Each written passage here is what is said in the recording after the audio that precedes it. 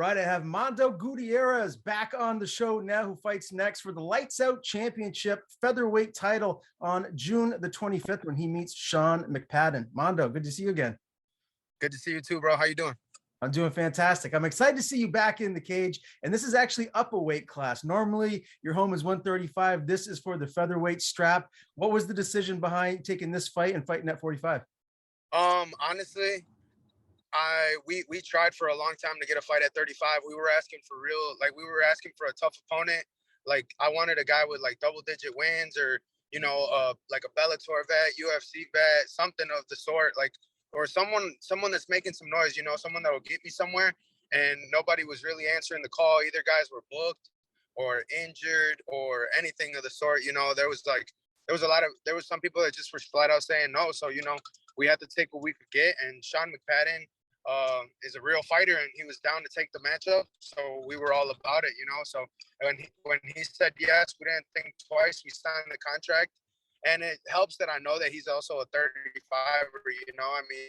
He's a 35er. He just fought, so he probably didn't want to make the weight, and that's fine. I don't have a problem with it as long as somebody stepped up and was willing to go out there and put it on the line. I don't care what weight class. It doesn't matter to me. If anything, I'm going to be fresher and better, Same with him. So I'm expecting a great fight. It's going to be dope. Are you walking around any heavier in this camp than you normally would be? Just a little bit. I cut a lot of weight to make 35. I usually hover around 165, sometimes up to 170, and that's still being diligent. That's still eating something pretty good. That's still doing what I need to do. So it did change up a little bit. I'm like a little closer to the 170s, but not nothing too major. I just got a little like 5 pounds extra on me or something like that. I also don't I still think I'm gonna be heavier than him on fight night. I still think I'm gonna be bigger than him on fight night because I cut more weight regardless. So I feel like this will be an advantage to me. And most people don't know that I actually started fighting at 55. I fought my first fight at 155 and then went 45 my whole amateur career. And my first few fights at pro were also 45. I didn't go 35 until I went to LFA. So I'm actually more used to 45 than 35. So I'm excited regardless. I've been telling you for a minute now that it's just a matter of time before we're going to see you in the UFC. It might be right after this fight. So my next question is, once your career continues to evolve and you get a little bit older, do you feel like you're going to end up back at featherweight once you're in the UFC, or do you feel like you'll still be able to make that cut as you're getting older in your career?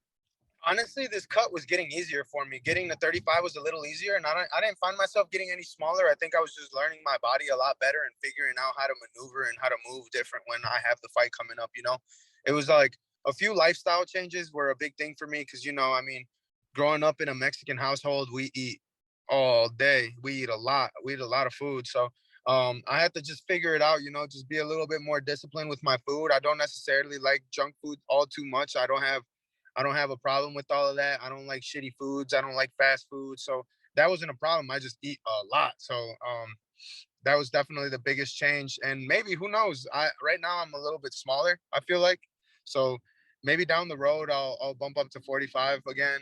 It just depends on what ends up happening. I doubt I'm gonna want to build and like put on any extra muscle mass and look like a Oompa Loompa again, but who knows? Man, tacos and burritos are hands down my weakness. Do you have to just stay away from them and not look at them when you're in camp? Not necessarily, not this time around, especially. But usually, I eat a lot of steak, a lot of rice, a lot of stuff like that, a lot of chicken, just lean meats, really. So I still pretty much all the food I eat is pretty authentic. So it don't really make a difference to me. The only thing that I gotta lay off is the tortillas. The tortillas will do it to you. Yeah. So that's a big problem. But I'm also sponsored by a Mexican restaurant, Acapulco Mexican Grill. So I'm there like 3 times a week eating all the time. So I definitely got to chill out with that. But other than that, not much. We're good. All right. That's good to know. Well, let's talk about your last fight. The last time we did see you compete, it was in February. It was a UD win over Matthew Elliott. How happy are you with that performance? Honestly, I'm happy at the fact that everyone was talking about how, he's this crazy jits ace and he's super good on the mat. And I went out there and beat the piss out of him for 3 rounds. But other than that, I was not happy with it at all because it broke my finish, 100% finish rate, and it broke my first round finish rate because That's the first one to get out of there. So it kind of sucked. I beat myself up about it for a while, but you know, it's a blessing in disguise. It showed me more stuff that I have to work on, things I have to be, you know, paying more attention to, and things I have to be working towards. So it just gave me a little extra incentive. I want to go back out there this fight and get back to my quick finish ways. You know, I'm not looking past Sean McPadden at all, but I'm definitely trying to go out there and toss his ass. Was it nice to kind of log those minutes though in that fight against Elliott and go the distance to show that you have the cardio to do that? Absolutely. I think it was a big mental barrier for me because I mean, I've always known I have a gas tank. I'm a workhorse, you know. I'm training 2 3 times every single day, no matter what, like in camp, out of camp, don't matter. So I know that it's in me, but on, you know, under those bright lights, it's always a different story, you know. Everything changes. So I just want, like, it was nice to know that, it was just nice to know that I got it in me to be able to go out there and grind it out and, you know, still impose my will deep in the fight, you know, in those deep waters.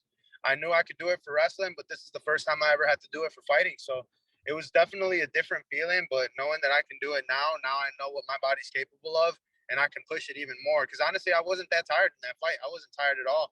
He was gassed and I was good. The biggest thing was just not being used to, you know, getting that sweaty and being in there that late, really. So, you know, it's just all stuff to learn. You know, it's a learning process. All right. Before we dive into this fight, I wanted to ask you one other thing that I learned about you, which I really wasn't aware of. And you're an expert barber, right? You cut hair. It's something you do for a living. What is the key to a good fade? The key to a good fade, you know, it's all about reps, man. I've been doing this over half my life now that I'm 25. I've been doing it since I was 12 years old consistently. It's been like damn near the only job I've ever had, and I love it. You know, if it wasn't for that, I wouldn't even be fighting in the first place. Um, Barbering just gave me the ability to be able to do everything, and it's just a perfect job to have while I'm fighting. So it was dope. But as far as that goes, like, I've just been getting so many reps in that I couldn't even tell you what the actual secret to it is. I just know that the reps definitely add up and they count and they matter. So it's attention to detail is the biggest thing. I work hard in everything I do. I want to be the best at everything I do. So barbering is no different. I want to be the best in the world at that too. All right, man. Well, it looks like your barber skills are right on point. I saw some of your work, and it looks very good, my friend. So, as far as this camp goes, you know, who have been your main training partners around you day in and day out? Has it been any different, or has it been the same guys as usual? Same guys as usual for the most part. You know, the biggest absence right now is my boy Adam Kerr. He's one of my biggest training partners that I love working with, but he's actually he's dealing with a little injury right now, so he's been out of my camp. But the biggest difference would be my last 2 camps I've gone to Mexico, or 3 camps now. I've gone to Mexico for the first half of camp, and I trained down at Samurai FC in Guadalajara, Mexico, with like back home where my family's from. And training with them is absolutely incredible. You know, they got some killer guys. They got a lot of good grapplers, a lot of good strikers, and a lot of guys my weight. So it's awesome to get to work out with them.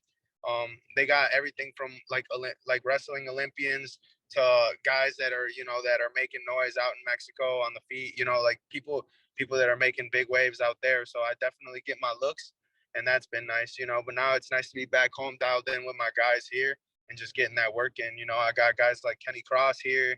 I got guys like Charles Johnson, who's making his UFC debut. You know, I got a ton of guys to thank for the, you know, the progressions that I've made here. All my guys, like, we got a lot.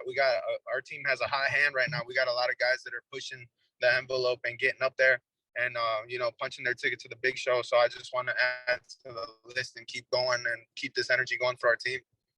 Does a win here on June the 25th, does winning this fight against Sean McPadden, does that punch your ticket into the UFC? I'm not sure. You know, I'm not really all too worried about that. At the end of the day, I fight because I love competing. I love fighting. I love the process. So I'm not really too caught up in what's next.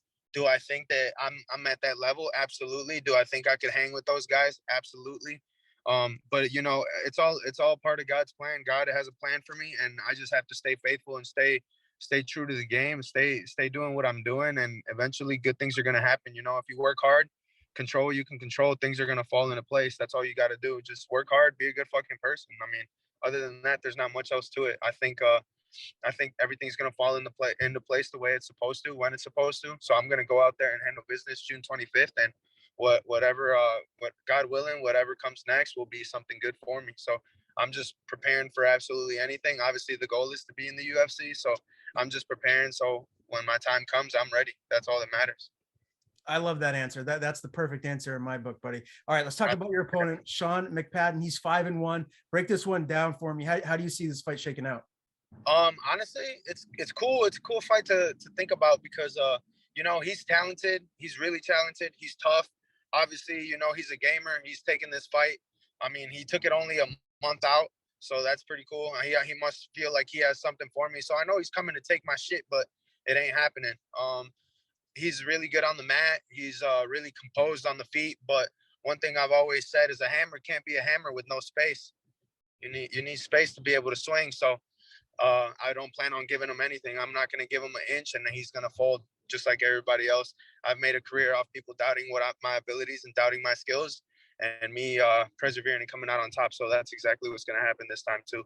I'm going to go out there. I'm going to put a pace on him. I'm going to give him absolutely no respect, absolutely no space, and we're going to see how he's going to deal with it. Do I think he's the best fight I've ever had? Yes. He's the toughest dude I've ever fought. Yeah.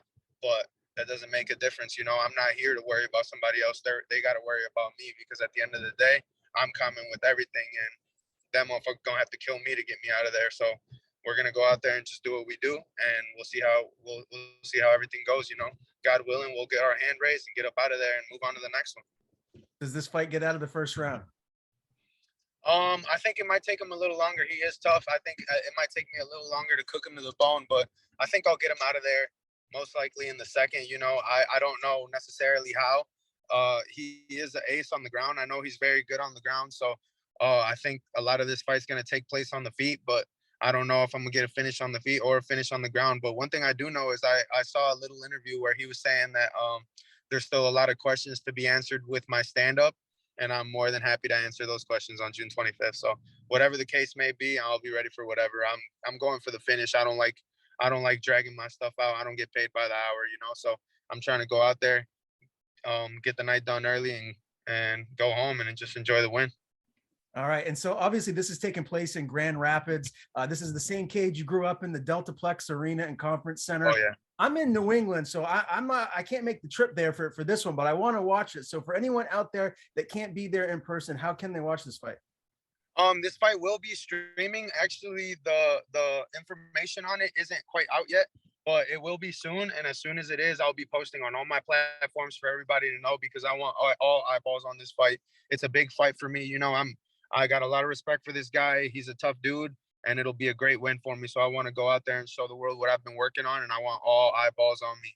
So I'll definitely be posting about it and letting everybody know as soon as it's streaming. All right, man. Can't wait. Mondo, always great talking to you, bud. Before I let you go, I do want to give you the floor. Tell people where they can follow you on social media. And if you have anyone to thank, the floor is yours. For sure. El Toro Gutierrez on Instagram, Mando Gutierrez MMA on Facebook. That's where I post most of my fight related stuff, pretty much everything. So everybody check it out on there. And yeah, June 25th, hopefully everybody can tune in or come through Grand Rapids at the Deltaplex Arena. It's going to be a big night, great fights, killer cards. So I'm super excited to put on a show for my people. You know, it's going to be a great night, and I'm just ready to go, man. I just wanted to thank you for the time, thank my team, thank all my sponsors. You know, it's a group effort, so it's nice to have the support of all my people. You know, I'm just ready to go out there and do my thing. But I appreciate the time, brother.